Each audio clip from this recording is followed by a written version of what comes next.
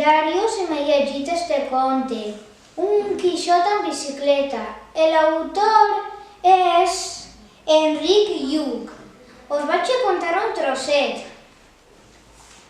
Sara era un xiquet que ja anava a l'escola i el seu pare li obligava a llegir-se un Quixot, però a ell no li agradava perquè no tenia dibuixos.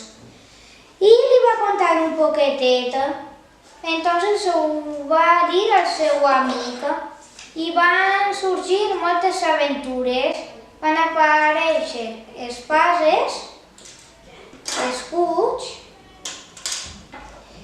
i tigres i moltes persones. Podíeu llegir-ho, és molt divertit i anireu a un altre món. Adeu!